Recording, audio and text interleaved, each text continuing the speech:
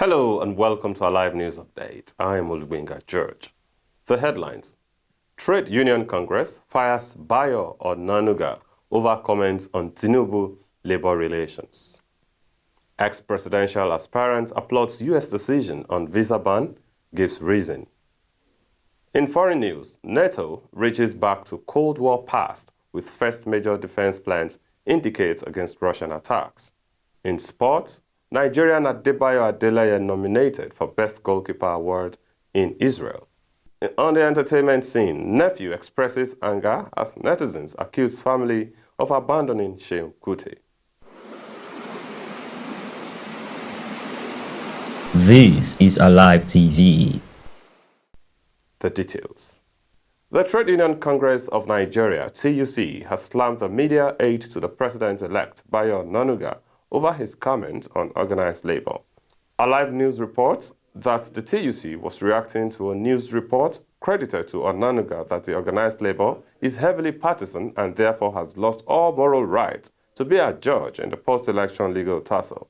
In a statement on Wednesday by its president and secretary general, Festus Osifo and Nuhu Toro, respectively, the TUC advised Onanuga not to create problems for his principal by his sheer ignorance. The union said Onanuga was wrong to have challenged the legitimacy of the TUC and NLC to adequately represent Nigerian workers because they identified with the Labour Party and its presidential candidate, Peter Obi. TUC, however, asked Onanuga and other spokesmen of Tinubu to move from electoral gear to a post-election one after their principal has been declared the winner of the presidential election by INEC. A former presidential aspirant of the People's Redemption Party in the 2023 general election, Patience Key, has backed the United States decision to impose visa restrictions on more Nigerians, allegedly undermining democracy. On Monday, Alive News reported that the U.S. imposed entry restrictions on more Nigerians for undermining the democratic process during the just concluded general elections. The development has attracted a barrage of reactions among politicians and concerned citizens, as it is the latest in a series of visa restrictions imposed on Nigerians in recent years. Speaking during an interview in New York, Key, who commended the development, said visa restriction would significantly impact individuals and serve a larger purpose in upholding the integrity of democracy.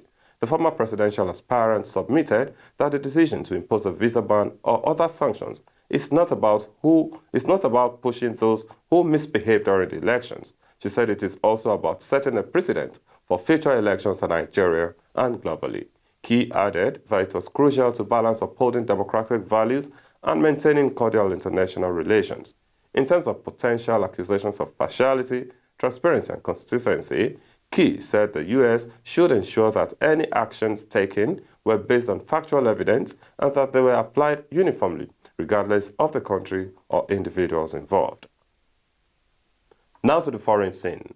NATO will step back to the future at its Vilnius summit in July, with leaders set to approve thousands of pages of secret military plans that will detail for the first time since the Cold War how the alliance would respond to a Russian attack.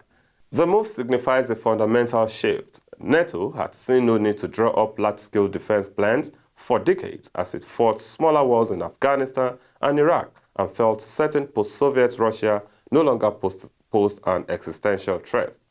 But with Europe's bloodiest war since 1945 raging just beyond its borders in Ukraine, the alliance is now warning that it must have all planning in place before a conflict with a peer adversary such as Moscow might erupt.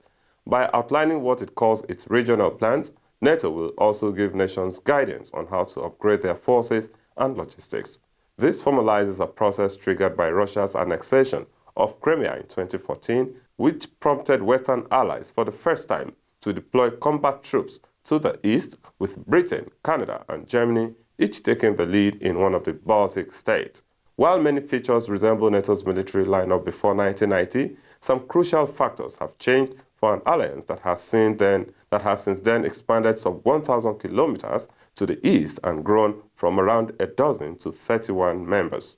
Finland's accession last month has also doubled NATO's border with Russia to some 2,500 kilometers, forcing a more flexible approach to deployments than in the past when Germany was seen as the main battle zone. Also, the the alliance is no longer preparing to fight a large-scale nuclear war against Moscow and its allies, most of whom are now NATO members. And now in sports, Nigerian and Hapoel Jerusalem goalkeeper Adebayo Adeleke has been nominated for the 2023 Best Goalie Award in Israel. Omri Glazer of Hapoel Beersheva, Daniel Perez of Maccabi Tel Aviv, Yoav Jarafi of FC Ashdod, John Cohen of Maccabi Haifa, and Itamar Nitzan of Maccabi Netanya are other candidates contending against Hapoel Jerusalem's Adeleke for the Goalkeepers Award. This season, Adeleke has made 29 appearances, has 10 clean sheets, and has conceded 33 goals. Since joining Hapoel Jerusalem in 2019, Adeleke has played 120 times, conceded 114 goals, and kept 51 clean sheets in all competitions. The 23-year-old, who just extended his contract with the Israeli side by another 3 years, says he feels right at home there and is pleased that they want him to be a part of their long-term strategy. Despite the goalkeeper's form, he has not been able to help Hapoel Jerusalem to contend for the Israeli Premier League title. Adebayo Adeleke and his team are currently occupying the 4th spot in playoff Group A with 45 points in 35 games, 25 points away from third-placed Maccabi Tel Aviv FC. Hapoel Jerusalem have also recorded 14 defeats, 9 draws, and 12 wins in 35 league games so far in this season. Their next game is against first-placed Maccabi Haifa on Saturday, May 20th.